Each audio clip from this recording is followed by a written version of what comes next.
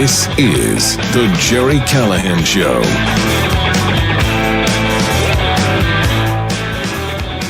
Well, it's on. It has begun. Pete Hegseth is now sitting before the Senate Armed Service Committee, and it's already getting wild. At least two interruptions in the first 20 minutes. Code Pink is in the room. At least they were in the room until Capitol police officers removed them. They didn't even wait. They disrupted the hearing 5 minutes in, and they're screaming about whatever. A Christian theocracy. That's what they're really upset about, that Pete Hegseth is a Christian with cross tattoos. Can't wait.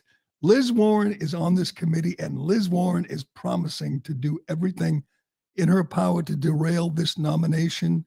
There's a bunch of Democrats who are going to go hard after Pete Hegseth, including Richard Blumenthal, who is perhaps the best example of stolen valor, a guy who claimed he fought in Vietnam. He did not. He lied. And somehow Connecticut keeps sending him back to the Senate. Somehow Massachusetts keeps sending the fake Indian back. And I think she's going to be the lead voice for the Democrats. She is going to attempt to Kavanaugh Pete Hegseth, but she has a problem. Here's why I feel good about this nomination and this proceeding. Pete Hegseth isn't Brett Kavanaugh. Brett Kavanaugh was a judge, is a justice on the Supreme Court. They tried to submarine him, sabotage him. They lied about him. They brought in crisis actors like Christine Blasey Ford and others who just flat out lied about Kavanaugh. And he was taken by surprise. He was shocked. He was emotional. He broke down in tears. He claimed that he was innocent, and he was. It was despicable. It was about as low down and dirty as you get, having someone come in there and lie about a man sexually assaulting her in front of his wife, in front of his parents, in front of the world, just smearing him and defaming him and lying. And it failed, thankfully. Justice prevailed. Brett Kavanaugh is on the Supreme Court. Will he where he will remain for the next 30 years? And that's a good thing. Pete Hegseth is different. This is a different story. He is obviously a combat veteran, tours of duty in Iraq and Afghanistan, a major, a guy who has degrees from Princeton and Harvard, and a guy who has been on TV for years on Fox News. He's smart, he's articulate, and he's a born fighter. This isn't Brett Kavanaugh. This isn't even Clarence Thomas. I can't think of too many nominees who were better prepared for this battle. Does he have skeletons in his closet? You bet he does.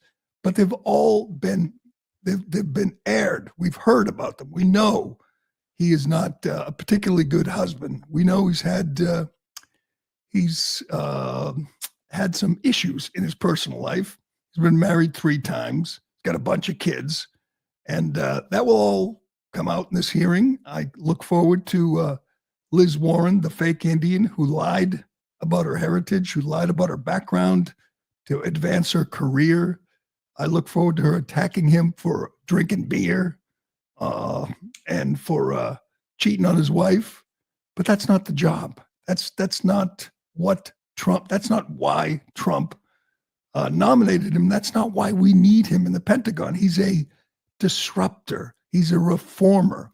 He's not an established hack like Lloyd Austin and so many others. He's not a general. He hasn't worked for the defense industry. I'm not even sure if he's ever stepped foot in the Pentagon, which is a great thing. I hope he has no connection to these woke generals that he plans to fire on day one. That's why he's there, to reform the military, to get the woke policies out of there, to return it, as he says, to an ethos of war fighting. That's what we need. That's what Trump wants. That's what most Americans want. That's why I think he's a great choice. 2 months ago, I had my doubts that he would even make it to this point because of all the revelations, because of the false accusation of sexual assault, of rape in Monterey, California. I look forward to that coming up too, because they investigated. They said there's no crime here. There was no case in California, where they would love to have pinned his ass to the wall. Didn't happen. He survived that. He made the rounds, and by all accounts, he was very impressive. You know why? Because he is very impressive. He's smart, articulate, and he is ready to fight. This is not going to be a shrinking violet sitting before the Senate, sitting before the Armed Service Committee, or any individual senator. Good luck, Liz Warren, going toe to toe with a guy who has literally been on the front lines, leading men into combat. That's somebody who belongs in the Pentagon. That's someone who has the guts, who has the spine to go in there and change things and fire people and clean out the abuse, the fraud. Let's be honest. Pentagon's no different than any other federal agency. It's full of fraud. It's full of waste. It's full of abuse. It has failed the last 7 audits. It has a budget of $857 billion. And you know what? That's too much. People say, where are we going to cut? We can cut the Pentagon. We can cut the military budget and make it tighter and leaner and more efficient. You don't think there's a lot of waste in there for Pete Hegseth and Elon Musk and Vivek to clean out? I do. We have like 750 military installations, forts and ports around the world. That's too many. That's too much. Yes, we should look at the Pentagon like we look at every other agency. It's the biggest agency in the world. And they're going to make it seem like Pete is just not up for this job, just doesn't have the experience to handle such a big job. No. He's just the guy. He's not beholden to the military industrial complex. He's not beholden to defense contractors. He wants to end the war in Ukraine. He wants to stay out of endless, pointless foreign wars. You know why? Because he's been there.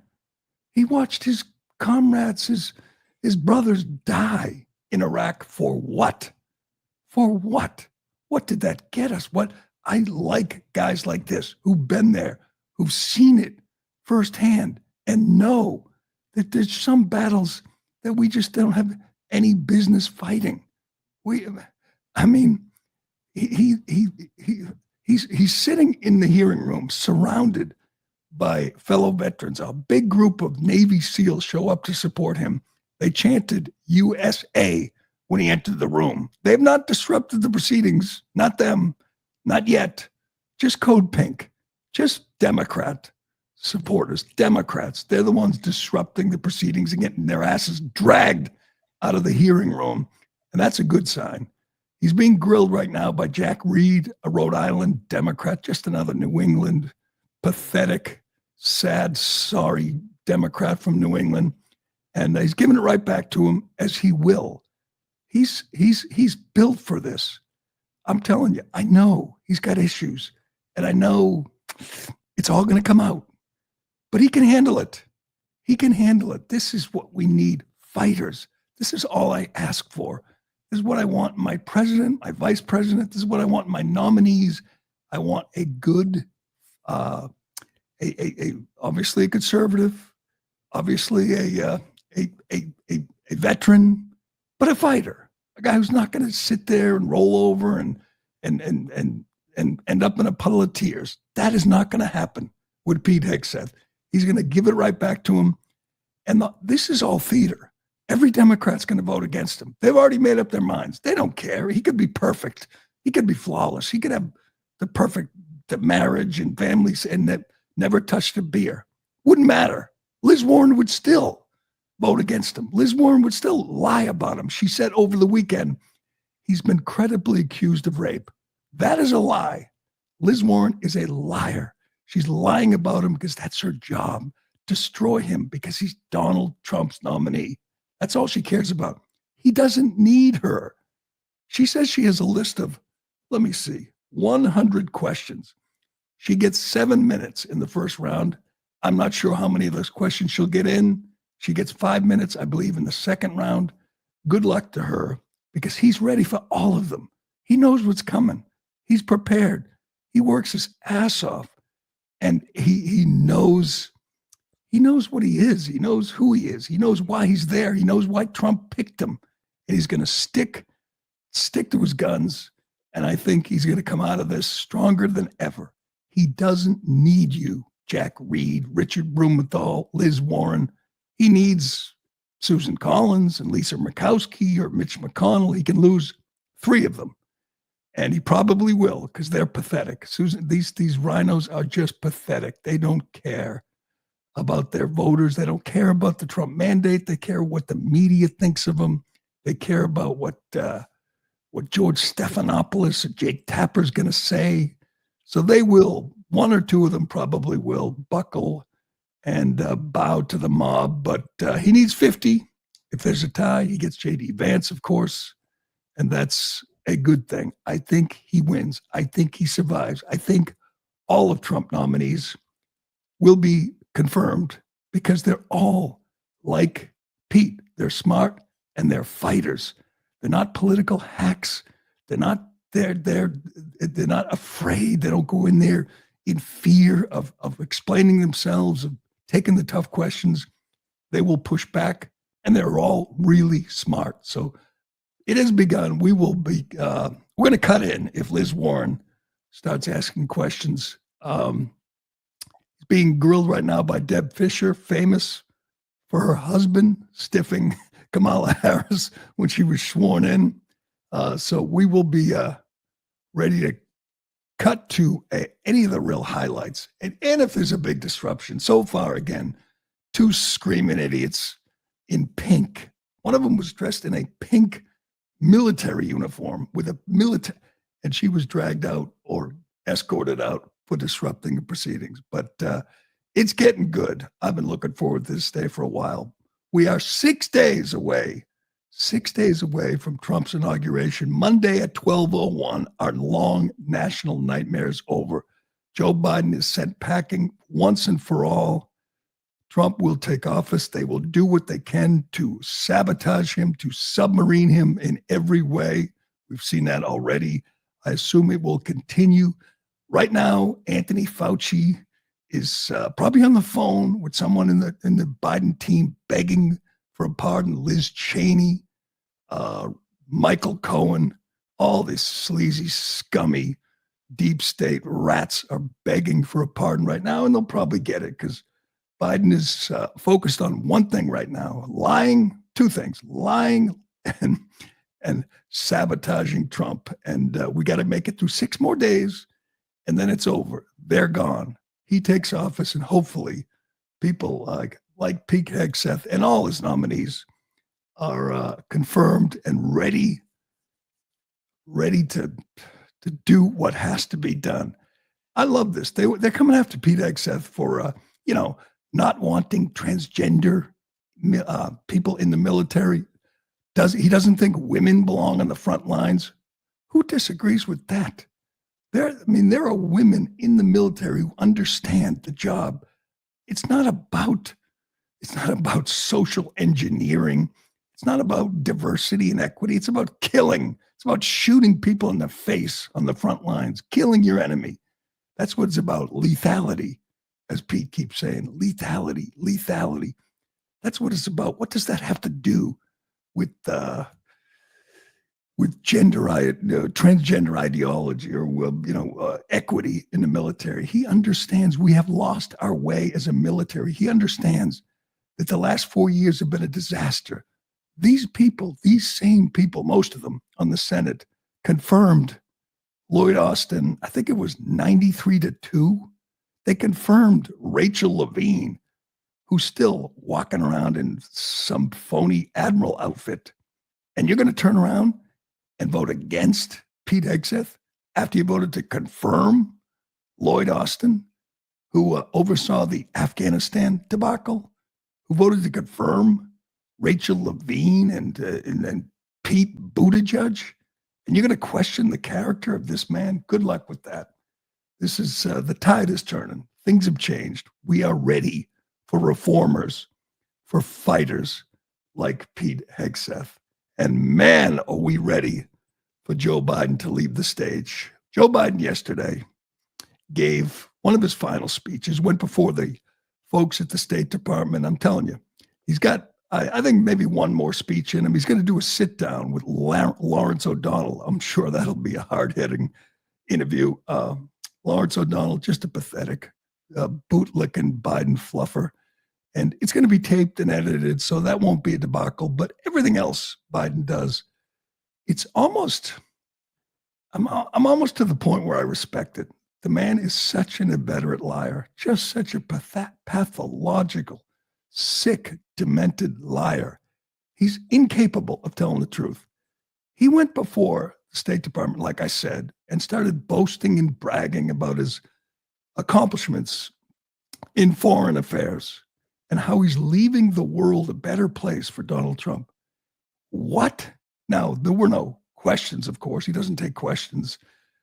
But it's almost amazing that he can do this with a straight face. We are sitting here as there's a war in Ukraine, which he caused, and there's war in the Middle East, and there's problems all over the globe, and including an open border.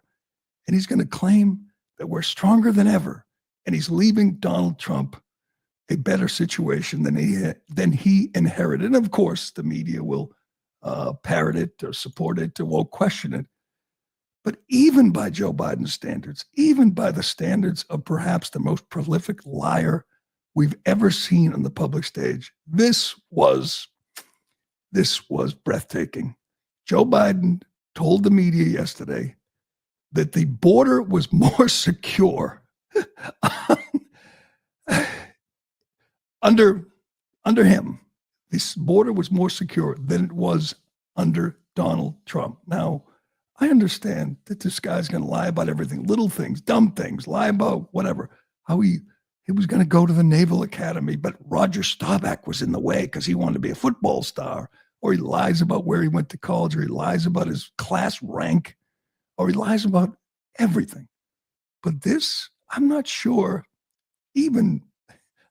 anybody can, get their mind around this. Joe Biden talking about the border under him versus the border under Donald Trump. It's his instinct. I mean, there's lots of liars in Washington, D.C. Lots of politicians lie. We just talked about Richie Blumenthal claiming he fought in Vietnam. A lot of liars out there. This is just instinct to him. He cannot tell the truth. He cannot admit the obvious, the truth. He just has to, by instinct, lie. Here he is, again, talking about the border and claiming it was secure under his watch. Go ahead. Look, let's get something in mind about the border. When I became president, the numbers came way down, number one. Number two, we had a circumstance where I pushed very hard for a bipartisan agreement to put more people on the border, more Secret Service agents. And guess what? He's on the phone saying, don't do it. Don't do it. Make me look bad. Any pushback from the media on that one? I'm not sure. As Bill Maloogian said, who's covered the border like every day, said his jaw was on the floor. Just a flat out lie. Not only was the border not secure, it was not secure by design. It was his plan to open the border and bring in 10 million potential Democrat voters. But, maybe if he got his way and we sent more Secret Service to the border, this is the commander in chief. This is the president. He says he wanted to send more Secret Service to the border. Honest to God, are we even going to make it 6 more days? This empty husk of a man looks into your eyes, looks into the camera, and says, let's get one thing clear. The border was more secure under me.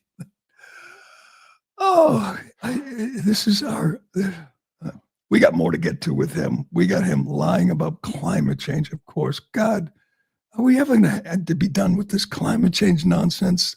Los Angeles is still on fire. We are living through one of the worst man-made disasters we've ever seen. And these fools, these clowns, are going to tell you, if we just did if we just gave them more money and more power and adopted the Green New Deal, we wouldn't have wind. We wouldn't have droughts. We wouldn't have fires. I hope this is a turning point. I really do. I hope this is the moment people stopped buying this bullshit about climate change. It's such a lie. It's such a diversion. It's such nonsense. I think it is. I think the tide may be turning. The winds may be shifting. We got CNN. CNN is shocked, but nobody is buying the climate change lies, and it's a great thing. We'll get to that and more, but first. Excuse me. Do you wake up in the morning with a sore jaw, headaches, or ringing in your ears from grinding and clenching your teeth at night? I've been through this. It's fairly common, and dentists charge $600 for a bruxism night guard. Many people are now discovering the Brux Night Guard. Unlike regular night guards that go all the way to the back of the teeth, Brux Night Guard only covers the front teeth. This unique design is what sets Brux Night Guard apart from all other guards. It only covers the front teeth, so the bite force is directed away from the back, where many people grind and clench to help reduce jaw pain and still protect the teeth. You mold it at home to the top and bottom teeth. And unlike other guards, it is made in America and uses two materials for added durability. Order a Brux Night Guard today and use the code MAX22 to get 10% off plus free shipping. Go to bruxnightguard.com and enter the code word MAX22. Well, the fires are still raging in Los Angeles, of course. Winds are picking up. Let's see, the total burned area, according to CNN, is about 60 square miles. That is amazing. 60 square miles. The death toll is still at 24. They've arrested 40 looters and arsonists in Los Angeles. Apparently, they're taking this seriously. They are prosecuting looters, and that's a good thing. They caught one looter in a fire department outfit, pretending to be a fireman, breaking into the rubble or whatever, and looking to steal people's stuff, people who've lost just about everything. Whatever's left, they're looking to steal, which is sickening. Not getting any better. But then you have people like the president who want you to believe it's climate change. I don't know how we get to this point where they're just going to lie about this nebulous concept of climate change, and that caused storms, fires, which they've had for 100 years. There's plenty of reports of fires like this 30 years ago, 50 years ago, 100 years ago. Of course, it's not climate change. Of course, it has nothing to do with carbon emissions. Everybody knows that in their heart. Everybody knows this is nonsense, but they want to scare you. They want you to believe this religious dogma that it's the climate, it's the weather is changing because of what you're doing. And that's why people are, throwing soup on paintings or defacing Darwin's grave, in the name of blocking traffic, in the name of climate. And it goes to the top. I mean, the president of the United States, again, an absolute buffoon, a dementia patient who has no idea where he is or what's going on, goes out there before the world. And once again, one more time before he leaves the stage, starts screaming about climate change. And the Republicans don't believe in climate change. What if they did? I'll ask again. What if we did? What if we all pretended it's real, that cars and SUVs and plastic straws are changing the weather? Does that change anything in Los Angeles? Even if it's caused by climate change, we knew it was coming. We knew the winds were going to be strong. We knew the fire, the ground was dry. We knew they didn't clear the brush. We knew they didn't fill the reservoirs. We knew all this. And yet they let the city burn. And then they turn around and tell you it's your fault because you caused climate change. Listen to this absolute pathetic, empty husk of a man one more time, blaming his religion, the religion of climate change. Listen to this clown. Some in the incoming administration are skeptical about the need for clean energy. They don't even believe climate change is real. I think they come from a different century. They're wrong. They are dead wrong. It's the single greatest existential threat to humanity. The clean energy transition is already happening. So clean energy will make the weather better. Is that what he wants? If we just get an electric car, the weather won't be so bad. That's what our president, again, if this were some dumb kid like Greta, or even some moron in the Senate like Ed Markey, that's bad. This is the president. And he knows, I shouldn't say he knows, he doesn't know anything, but in his heart, at some point, he knew this wasn't real. He knew it was just a way to extract more money and power for Democrats. That's all it is. That's all it is in California. They know. They don't believe what they're saying. They know it's not true. They know that's not why the city is burning. Climate. Oh, it's the climate. If we just do something about the climate, we'll have no more storms, no more hurricanes, no more wildfires. Well, you know what? The good news is the public ain't buying it anymore. They're just, we know too much now. We know what they did. We know the criminal negligence of the governor and the mayor and all the political leaders in California. We know they didn't have water.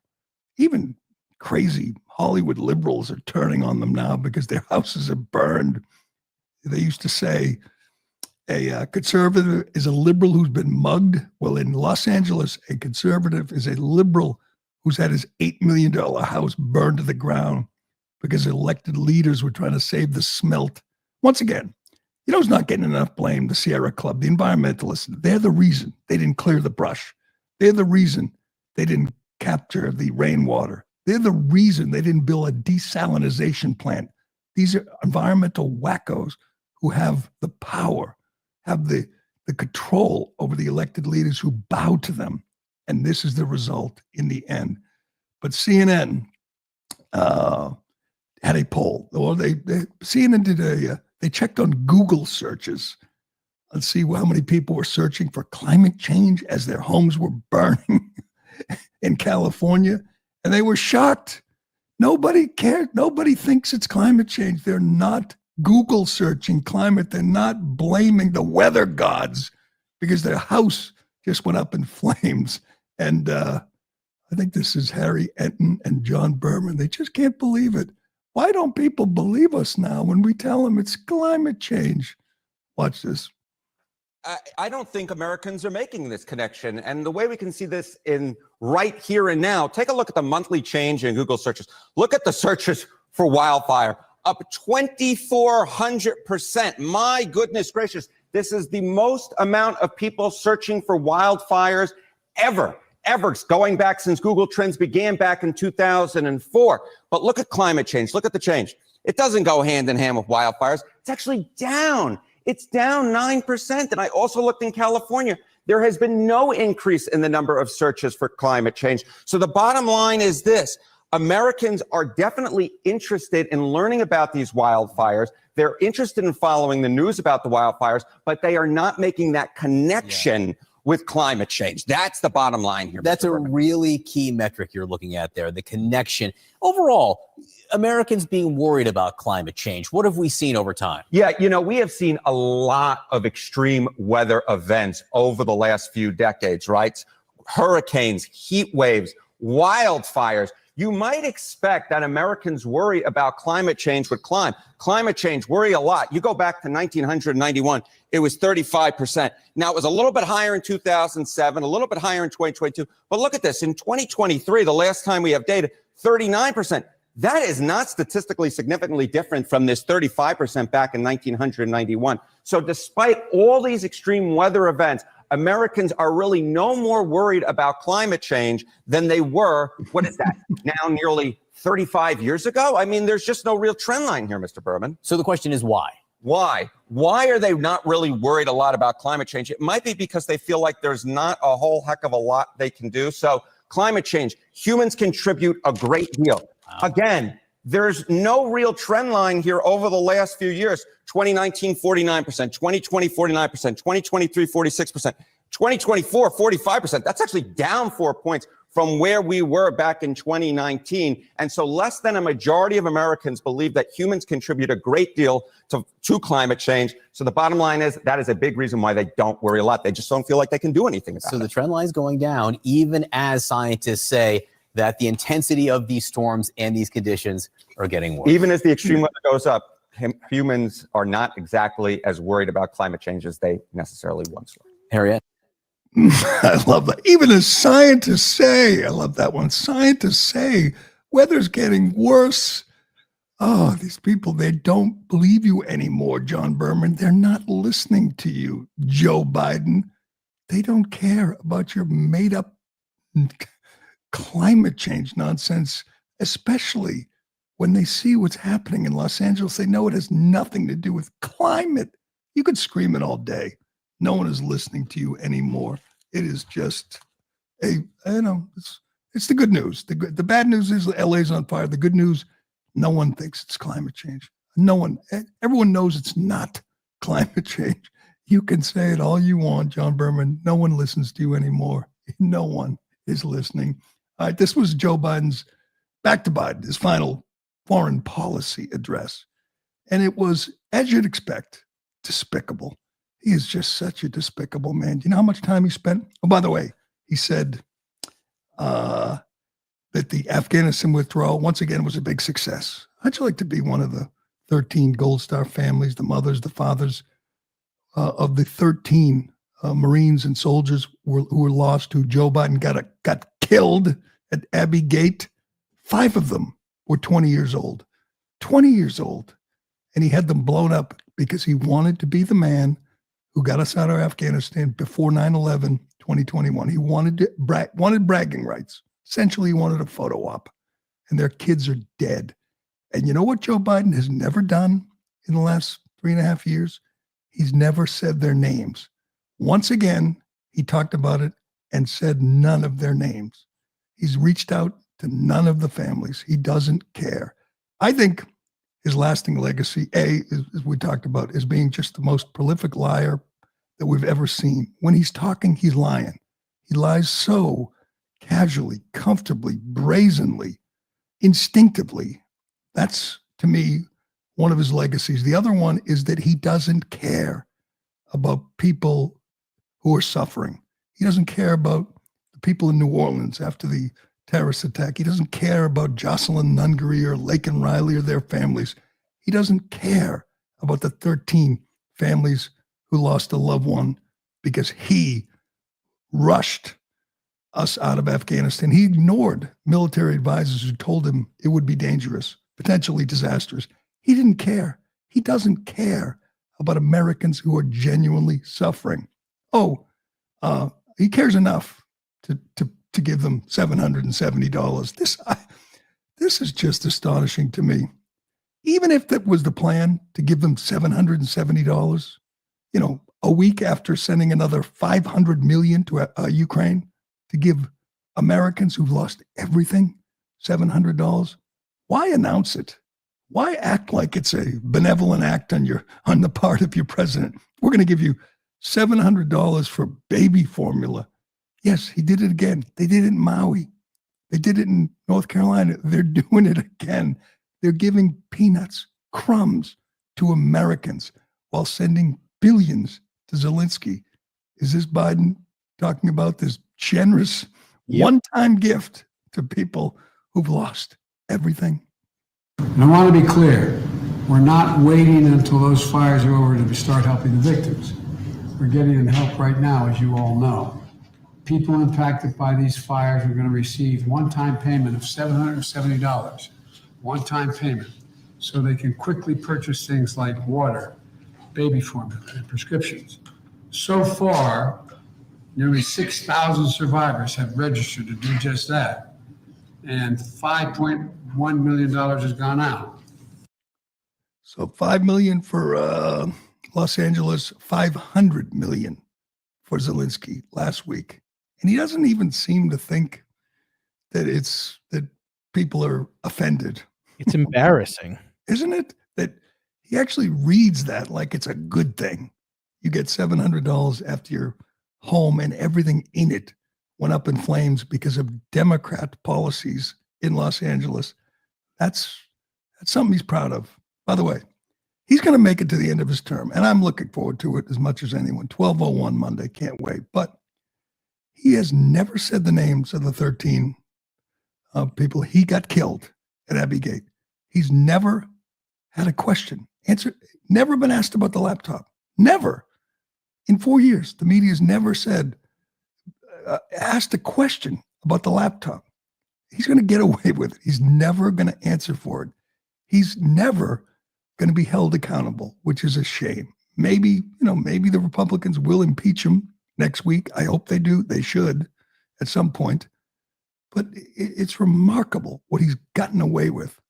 I mean, he's going to make it to the finish line. He's going to head off to the beach, and he's never going to have to answer the tough questions. It's amazing. But we can be thankful once again that we dodged a nuclear missile on November 5th. Kamala Harris, she was asked about the victims, about the wildfires in her home city. By the way, the fire was getting close to her home in Brentwood, I believe, her mansion in L.A. I don't think it reached her home, at least not yet. But I bet they would find a way to save her home. I'm just guessing. They would have enough firefighters to protect Kamala's castle. But here is the woman who was almost president talking about the wildfires, and it's just exactly what you'd expect. Go ahead. And so it's critically important that to the extent you can find anything that gives you an ability to be patient in this extremely dangerous and unprecedented crisis, that you do. The hell? Yeah, she's just so vapid. There's just nothing there. So the time off didn't help her at all, apparently. You know what she's doing now? She's planning her run for governor. That's her only hope to remain relevant and remain in elected office. And the only place she can do it is California. No place would ever. I mean, she couldn't win the primary. She's not going to be the nominee. That'll never happen. She knows it. But she could be governor because California is lost. California is hopeless. They're trying to recall Newsom and Bass, and they should. Of course, they should. Those two should resign in disgrace today. Those two liars. But they would vote for her. California's. I mean, I'm hopeful. I'm hoping they see the light. They wake up. But I have my doubts, and and she'd be every bit as bad as Newsom or that Karen Bass, the mayor of Los Angeles. Here's from the New York Post today. California Governor Gavin Newsom is shortchanging the state's vital prevention programs while shelling out tens of millions of dollars on Don Quixote Green New Deal handouts. Critics say the embattled governor's new budget slashed the state's firefighting efforts by $101 million to just $2.6 billion, which is about the same as they spend on the homeless, 7 months before the devastating wildfires wreaked deadly havoc in L.A. He cut the budget for firefighters, for the fire department, by $101 million. And he's out there today with all his histrionics and his hand gestures claiming, let's not point fingers. Anytime you hear anybody on the left, any pundit, any media person, any Democrat say, let's not point fingers. All they're saying is, please don't point out who is responsible for these fires. Let's not blame the people who are responsible for our whole community going up in flames. It hasn't stopped Newsom from ringing up a mind-boggling $14.7 billion price tag in transitioning the state to zero emissions only vehicles and other clean energy initiatives, and $100 billion in costs over the next several years for climate initiatives. So cuts the budget for the fire department firefighting by $100 million, spends it on climate initiatives. And we're wondering what went wrong in Los Angeles. I hope people wake up. I hope they get red pilled, but I have my doubts. We will see. All right, we got to get to. Let me check out the hearings. Oh, he's being grilled right now by Kristen Gillibrand. She's crushing him on his stance on LGBTQ people in the military. Simple question for you, lady. Does it help? Do all the LGBTQ initiatives help in the effort to fight wars, to kill the enemy? Does that help?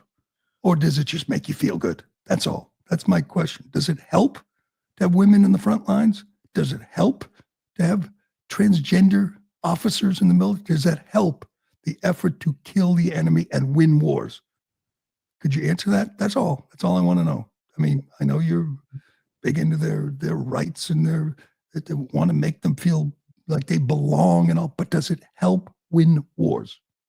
They can't answer that. They won't answer that because they don't care. The military is not about winning the wars to them. It's about advancing their crazy ideology. That's all that matters to them. Liz Warren has not taken the stage yet. He's going to be grilled by Mazie Hirono from Hawaii, who is in a photo finish for the dumbest member of the Senate. Ed Markey is my choice, but Mazie Hirono is close. She is an absolute moron, and she's going to grill this stud with 2 Ivy League degrees and 20 years military experience. That should be interesting. Again, if it happens, if it gets crazy. We have any more disruptions? We got 2 disruptions of Code Pink lunatics being dragged out. I'm following it to see if there are any more protesters who disrupt the proceedings. We will see. We got to get to the inauguration, the plans. The plans are coming together for inauguration. We have a big star who has agreed to perform at Trump's inauguration. And that takes real courage. I got to give her credit. That takes guts. We'll tell you who that is. And yes, we got to do this. Jimmy Kimmel is crying again.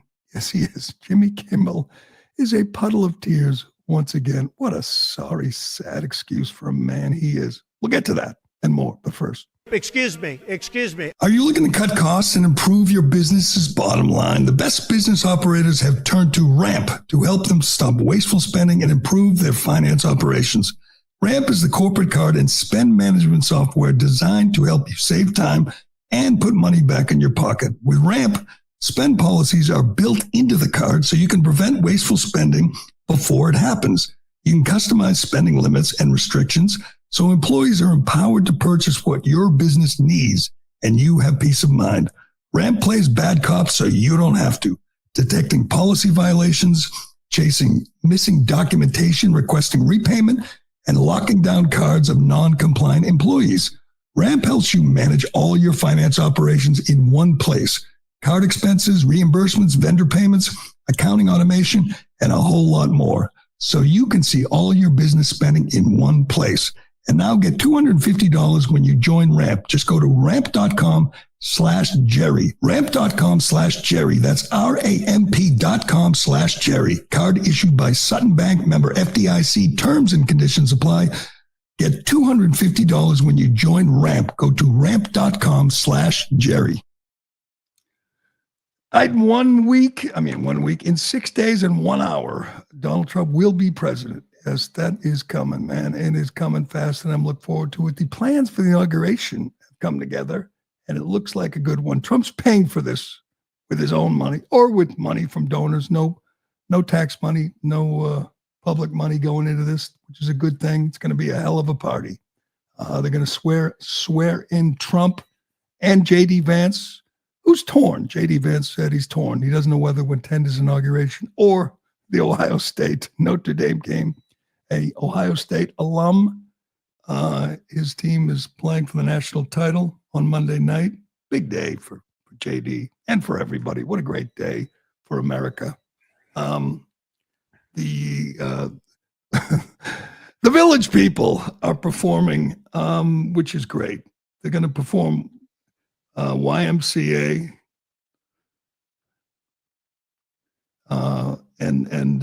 What's the other song they're going to do? Young Men and YMCA. I'm not sure they're at the top of their game right now, but I look forward to the Village People performing. And Lee Greenwood, of course. Lee Greenwood, who was always by Trump's side. But this is the big one. Country star Carrie Underwood has agreed to perform at the inauguration. And I'm just going to say this takes guts in 2025. This takes real courage for a performer of her stature to agree to perform for Donald Trump. Among the stars who declined the invitation, Elton John, Celine Dion, and Garth Brooks. So Garth Brooks will perform a pathetic rendition of Imagine at Jimmy Carter's funeral, but he won't perform for the President of the United States. Screw Garth Brooks. But Carrie Underwood has got guts because she knows that this is going to be blowback from many of her fans, and there has been. They're not happy that Carrie Underwood has agreed to perform for the President of the United States. And you can't say, well, I don't care. I'm not a political guy. It's just an honor to perform at such a momentous occasion. They don't want to hear it. They don't want anybody validating Donald Trump. So there's been many meltdowns on TikTok and other places from Carrie Underwood fans. Here's one. Let's watch. Hey, real quick, just in case anybody was wondering, if you have Spotify, you can go to Spotify and you can click the 3 dots by the artist's name, and you can block that artist from ever being played on your Spotify again for no particular reason. So he wants you to block Carrie Underwood. They all look the same every single time, too. Because she's going to sing a song for the president. They want you to stop listening to her music and stop attending her concerts and everything else. This is going to be good. There's a good choice. I think Kid Rock may be performing. It might be the night before, but Kid Rock will be there as he should be. He doesn't care. He's fearless and he loves Trump. So that'll be good. It's going to be a great party. And I'm not sure about the protests. I was there in 2016, 2017 for the inauguration, and it was crazy. It was kind of a preview of things to come. The Antifa scum was roaming around the city. I was right there when they torched that limo, and Trump still owned the hotel, the Trump Hotel, and they were projecting all these words on the hotel, and they were everywhere with their, all black and their faces covered, and they were, vandalizing things. I'm not sure they're going to be out in full force this time. I think they feel defeated. I think Antifa and Black Lives Matter and Code Pink, I think they feel defeated, which is a good thing. It's a great thing. It's good to see them demoralized and just defeated and destroyed. But we'll see. Monday night, I'm not sure if it'll be good weather for protesting, but there'll be some protests. I'm not sure it'll be quite as violent as it was 8 years ago, but we will see. You know who's not going to handle it well? Jimmy Kimmel. None of these clowns. Trump went on a rant last night at 1:40 in the morning against Seth Meyers. I'm not sure when the old man sleeps, but he was somehow watching Seth Meyers and he went ranting about the no talent Seth Meyers. But I probably nobody that hates Trump more and Trump hates him more than Jimmy Kimmel. Kimmel's all upset because people are pointing out that the Los Angeles Fire Department lost their way. They prioritized diversity. Now, you would think if you lived in LA and your city was burning and your friends lost their houses, you would want to know what the hell went wrong. You'd want to know why there weren't enough firefighters or no water. You'd want to know why they didn't clear the brush or build a desalinization plant or build more reservoirs or fill the reservoirs. You'd think those things would upset you, and those have upset a number of people in LA, but not Jimmy. He knows the real culprit. It's Trump and Trump supporters who pointed out the criminal negligence of the people he voted for. And as usual, Jimmy's not handling it well. Let's watch. As you know, it has been a very scary, very stressful, very strange week here in LA, where we work, where we live, where our kids go to school. We are back in our studio, which we had to evacuate on Wednesday. That's our building right there, the El Capitan. That is how close this fire was to our theater here. Many of us had to leave our homes in a hurry. Some of our coworkers lost their homes. That's Hollywood. It's It's been terrible. It's been a terrible. Everyone who lives in the city knows someone, most of us, multiple people, families, friends, colleagues, neighbors whose houses burned down. And the truth is, we don't even know if it's over. We had 100-mile-per-hour winds fueling this nightmare. As of tonight, the winds are back. And I think I speak for all of us when I say it has been a sickening, shocking, awful experience, but has also been, in a lot of ways, a beautiful experience because once again, we see our fellow men and women coming together to support each other. People who lost their own homes were out volunteering in parking lots, helping others who lost theirs. And tonight, I don't want to get into all the vile and irresponsible and stupid things our alleged future president and his gaggle of scumbags chose to say during our darkest and most terrifying hour. The fact that they chose to attack our firefighters, who apparently aren't white enough to be out there risking their lives on our behalf, it's disgusting, but it's not surprising. Instead, I want to focus on thanking those men and women.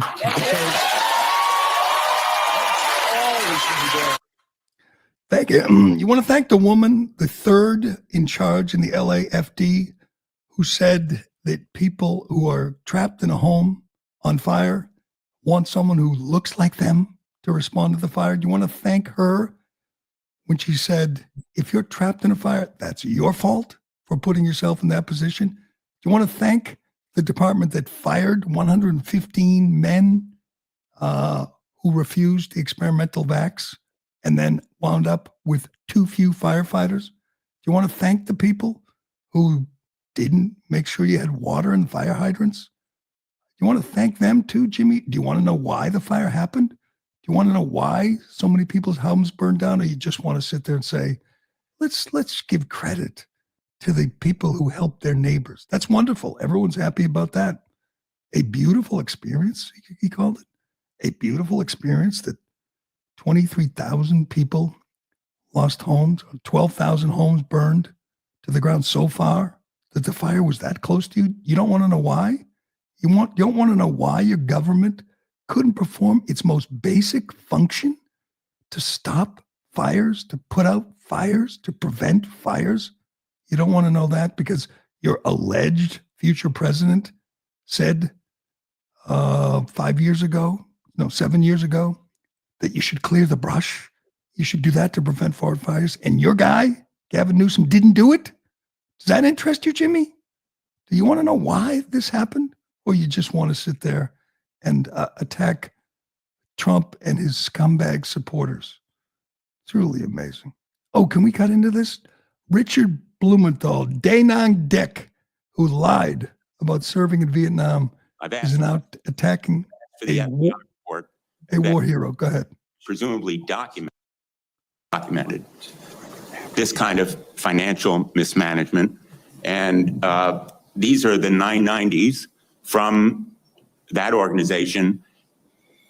By the year of 2011, donors had become so dissatisfied with that mismanagement, they in effect ousted you. They merged that organization with Military Families United, and thereafter you joined a second organization as executive director. In between, Senator, I went to Harvard University. I want to ask you questions. I want to ask you questions about Concerned Veterans for America. Again, another set of tax returns, the 990s from that organization. I ask they be made part of the record, Mr. Chairman. Without objection, both of those returns are now part of the record. 2011 to 2016. At the end of 2013, shortfall of $130,000. At the end of 2014, shortfall of $428,000. You had a surplus the following year, but then another deficit of $437,000. By the time you left, that organization had deep debts, including credit card transaction debts of about $75,000. That isn't the kind of fiscal management we want at the Department of Defense. We can't tolerate it at the Department of Defense. That's an organization with a budget of $850 billion. not 10 or 15 million, which was the case at those two organizations. And it has command responsibility for 3.4 million Americans. The highest number that you managed in those two organizations was maybe 50 people. Let me ask you, how many men and women now serve in the United States Army? What is Sen's strength? Senator, I would like an opportunity to respond to I've asked you a imputing question. of my leadership of a veterans organization. Concerned Veterans for America, you're on the VA committee, sir, and I appreciate your service there. The VA Accountability Act and the Mission Act were all brainchilds of Concerned Veterans for America. We used our donor money very intentionally and focused to create policy that bettered the lives of veterans. Mr. Hegseth, I'm asking you a very simple question. How many men and women currently serve in the United States Army? Senator, the United States Army, 450,000 on active duty, sir. And how many in the Navy? And the Navy is 425, sir. Well, it's 337 this year. How many in the Marine Corps? 175,000, sir. 172,300. Oh, he's got him now. No, here's what I want. I want Hegseth to just stick it in and say, tell me about your service in Vietnam, Senator. Tell me, because I was in Iraq. I was in Afghanistan. You claimed you were in Vietnam fighting the war. How did that go, Dick? How'd that go, Da Nang Dick? Did you kill anyone? Did you face fire? Because I did. That's what he should do. He won't. He's composed. He's smart. I don't think they know what they're up against. This is not a pushover. He's gonna win the day, even though they think they got him. 175, 172. Oh, jeez. Sorry. Good luck to Da Nang Dick and Liz Warren. We'll be watching. I can't wait. I'm going to be sitting here waiting for Liz Warren's 7-minute turn, because she, I think, is going to get into his private life, drinking, and maybe we could play tomorrow. I'm going to get me a beer. Do you want a beer, honey? When she pretended to drink a beer to relate to working people. God, she is just the most repulsive person in the Senate. And she's going to get her turn, and we will be here for it. Can't wait. But we will leave it there for today, January 14th, 6 days. 6 days and 41 minutes from now, we will have a new president. Thank you, God. Thanks to everyone for watching. Thanks for listening. I'm Gerry Callahan. This is The Callahan Show, and we will do it again tomorrow. Thank you. Thank you. Thank you. Thank you. Thank you. Oh, my God. Is she crazy? Thank you. Thank you. Wow. Thank you so very much. Thank you, everyone. Thank you, everyone. Thank you. Oh, too many thank yous.